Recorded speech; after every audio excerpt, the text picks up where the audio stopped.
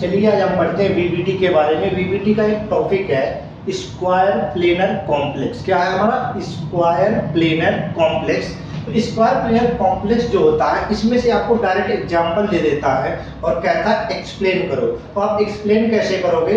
आपको सबसे पहला काम क्या करना होगा, जो भी हमारे पास कॉम्प्लेक्स दिया होगा उस कॉम्प्लेक्स का नाम लिखो। इसमें IUPAC में यानी international union of pure and applied chemistry में क्या करोगे, उसका नाम लिखोगे।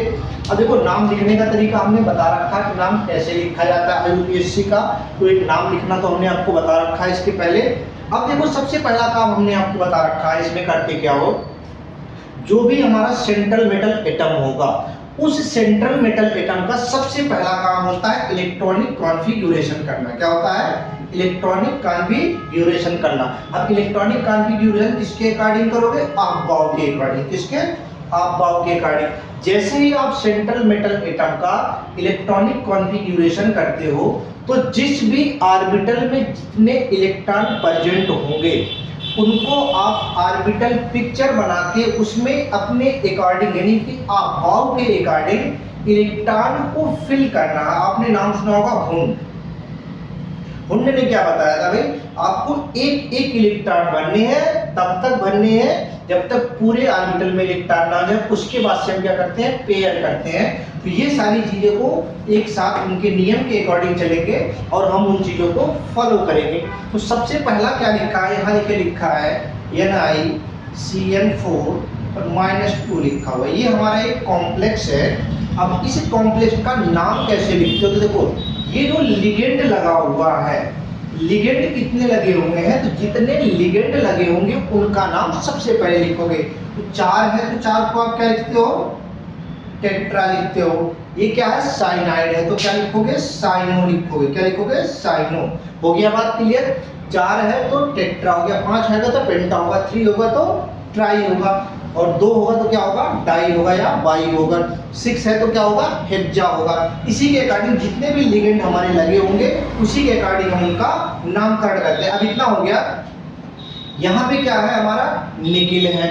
अब देखो हमने बताया था अगर निगेटिव कॉम्प्लेक्स है, निगेटिव आयन कंटेन करता है तो उसको हम क्या करते हैं? लास्ट में नाम के आगे 8 लगाते हैं। क्या लगाते हैं? लास्ट में नेम के आगे क्या लगा देंगे? 8। जैसे हमारा क्या है? निकिल NiCKEL निकिल है, इसमें क्या लगा दो? 8 लगा दो। क्या हो जाएगा? निकलेट। तो इसके आगे जोड़ दो, आगे क्या? निकलेट। क्या लिख दिया हमने? निकलेट। अब कौन से स्टेट में है? इसका ऑक्सीडेशन स्टेट निकालोगे तो ये माइनस है तो जाहिर सी बात है प्लस को बैलेंस कर रहा होगा, माइनस और प्लस एक दूसरे को कैंसिल कर देंगे, हो जाएंगे न्यूट्रल। तो ये हो जाएगा हमारा सेकेंड। तो हो गया टेट्रासाइनो निकलेट सेकेंड। ये क्या हो गया? इसका नाम हो गया। तो जो हमारे पास कॉम्प्लेक्स दे रखा है उसका नाम क्या हो गया हमारा? Tetracyano निकलेट second. अब बात आती है जो इसमें लिगेंड लगा हुआ है, ये लिगेंड हमारा वीक फील्ड लिगेंड है या फिर स्ट्रॉन्ग फील्ड लिगेंड है। एक तो स्ट्रॉन्ग फील्ड होगा और दूसरा वीक फील्ड लिगेंड होगा।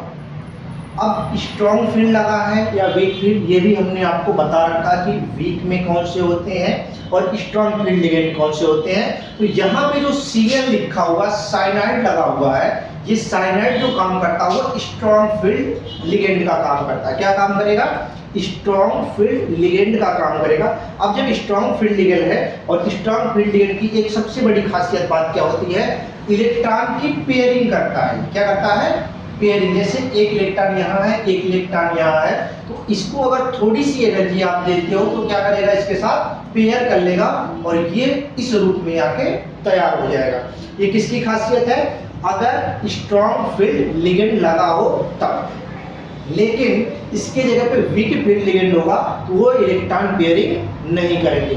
अब चलिए हम देखते हैं इसका सबसे पहला काम करेंगे इलेक्ट्रॉनिक विन्यास होगा कैसे, इलेक्ट्रॉनिक कॉन्फ़िगरेशन हम इसका कैसे करेंगे। तो नाम हमने आपको बता दिया, तो अब नाम इस हिसाब से लिखना। अब आते हैं हम देखते हैं इलेक्ट्रॉनिक कॉन्फ़िगरेशन। अब देखो हमारे पास क्या है, यहाँ लिखा है निकिल। कितना होता है हमारे पास? आपको पता होना चाहिए कितना है। कितना होता है निकिल का? निकिल का जो होता है वो होता है हमारा 28। कितना होता है? 28। अब 28 को कैसे लिखोगे? अगर हम बात करें 1s2 2s2 2p6 3s2 3p6 4s2 3d8 और क्या हो जाएगा 4p0। इसको लिखने की जरूरत नहीं है। अब अगर गिनती करो तो कितना हो गया, 10 हो गया, 20 हो गया और 8 28 हो गया। ये हमारे कंप्लीट हो गए। तो यार यहाँ पे देखो इतने की अगर हम बात करें तो इसके जगह पे हम AR लिख सकते हैं, आर्गन। क्या लिख सकते हैं, आर्गन 18। तो इतना ना लिख के हम क्या सीधे कर देते हैं, आर्गन 18 लिख देते हैं। तो इसके जगह हमने क्या कर दिया, आर्गन 18 कर दिया।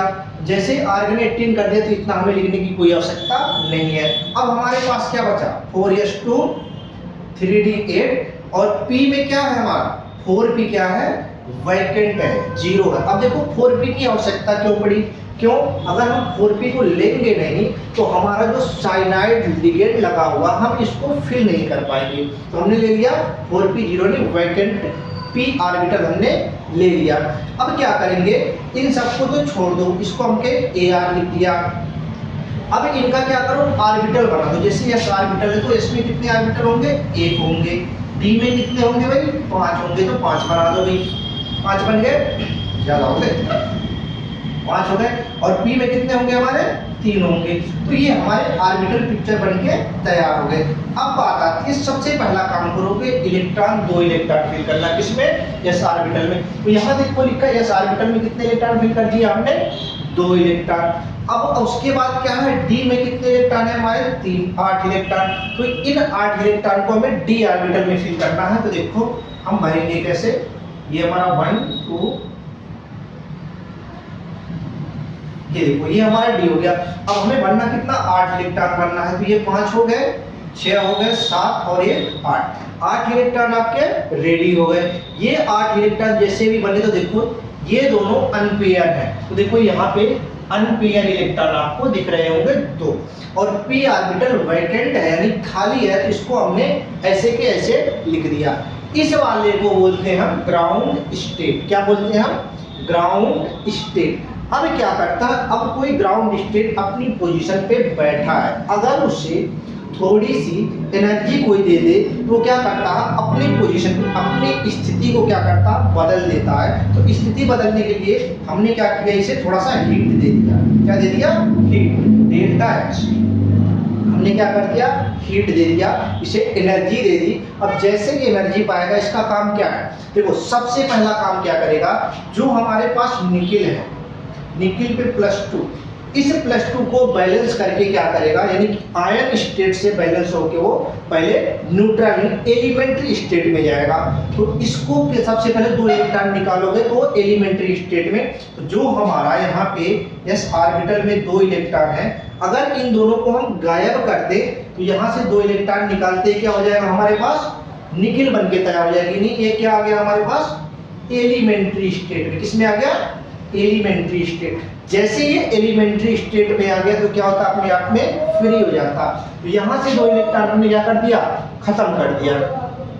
अब तीसरी बात आती है हमारे पास कि जो लिगेंड लगा हुआ है, ये लिगेंड कौन सा है, तो लिगेंड हमारा क्या है, स्ट्रॉन्ग फील्ड लिगेंड है। तो स्ट्रॉन्ग फील्ड लिगेंड का सबसे बड़ी प्रॉपर्टी क्या होती है कि अगर कोई भी अनपेयर इलेक्ट्रॉन है तो उस इलेक्ट्रॉन को क्या कर देता है, पेयर कर देता है। जैसे एक इलेक्ट्रॉन यहाँ है, एक इलेक्ट्रॉन यहाँ है, तो इन दोनों को अगर एनर्जी दे दिया जाए तो यहाँ का इलेक्ट्रॉन कहाँ आ जाएगा, इस नए ऑर्बिटल के बना के क्या कर देगा, पेयरिंग कर देगा। तो ये काम हम क्या करेंगे, पेयरिंग। तो यहाँ से इसका काम क्या होता है, देखिए ये वाला इलेक्ट्रॉन जैसे ही स्ट्रॉन्ग फील्ड में एनर्जी पाया तो ये कहाँ आ जाएगा, इस वाले में आ जाएगा। तो क्या हो जाएगा, डबल। तो देखो जो नया वाला ऑर्बिटल बन के आया है इसमें देखो इलेक्ट्रॉन क्या हो गए हैं, पेयर हो गए हैं। तो जो इलेक्ट्रॉन एनर्जी दिया जाता है उसको हम बोलते हैं एक्साइटेड स्टेट। क्या बोलेंगे हम, एक्साइटेड स्टेट। अब बात आती है जो हमारा निकिल +2 है वो किसमें बैलेंस करना है, हमें NiCl4 - 2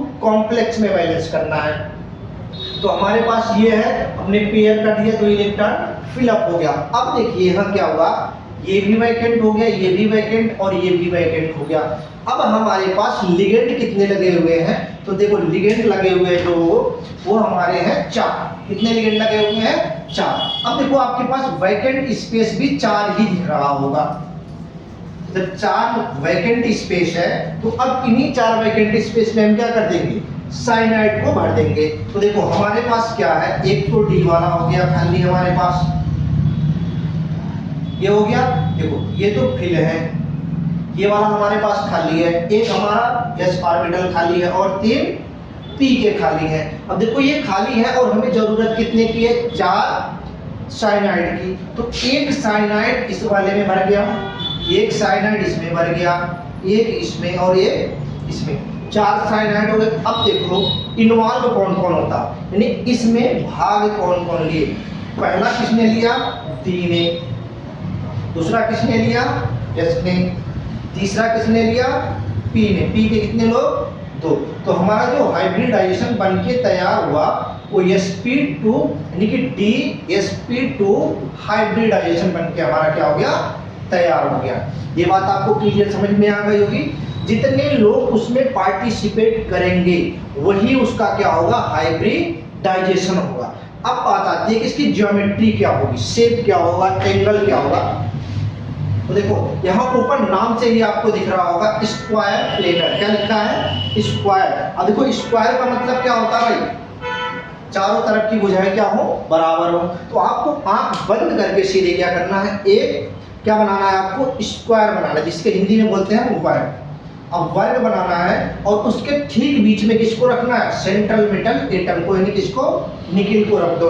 अब निकिल को लगाने के बाद थोड़ा सा इसे ऑर्गेनाइज करना, इसे डिजाइनेटेड बनाना है। तो आप क्या करोगे, हमें डिजाइन में रखना है, तो इसको हम क्या करते हैं, चारों तरफ से जोड़ देते हैं, किससे, बॉन्ड से जोड़ दिया। जैसे ही बॉन्ड से जुड़ा तो देखो ये हमारा एक स्क्वायर प्लेनर कॉम्प्लेक्स बनके क्या हो गया, तैयार हो गया। लिगेंड की संख्या कितनी हो गई, 4 लिगेंड, देखो 4 लिगेंड लगे हुए हैं। निकिल हमारा 1 है और उस पे -2 है, ये हमारा कॉम्प्लेक्स बनके तैयार हो गया, इसकी ज्योमेट्री तैयार हो गई।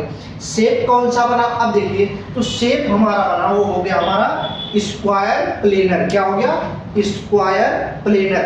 अब बात आती है एंगल की। अब देखो ये है, ये है, ये, अब अगर हम इनके बीच का एंगल देखें तो कितना होगा, 90 होगा। कितना होगा, 90।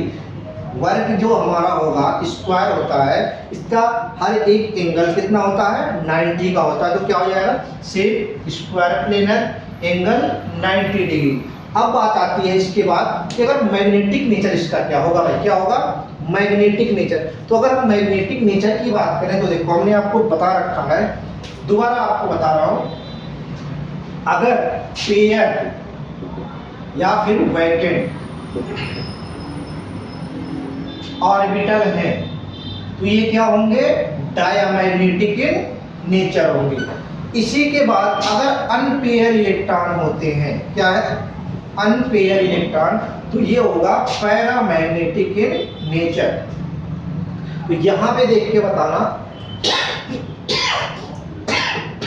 क्या लिखा है, सारे के सारे क्या है, पेयर है, और ये क्या है, वैकेंट है।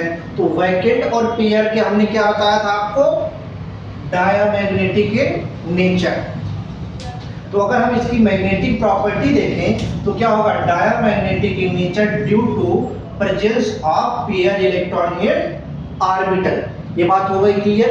अब बात आती है, अगर हम कहें कि इसमें कैरेक्टर बताना, S% कैरेक्टर कितना है, P% कैरेक्टर कितना है और D%। तो देखो हमारे पास यहाँ इन्वॉल्व कितने लोग हो रहे हैं, 4 लोग हो रहे हैं। कितने लोग, एक तो D है, एक S है और P के 2 हैं, 4 लोग हैं।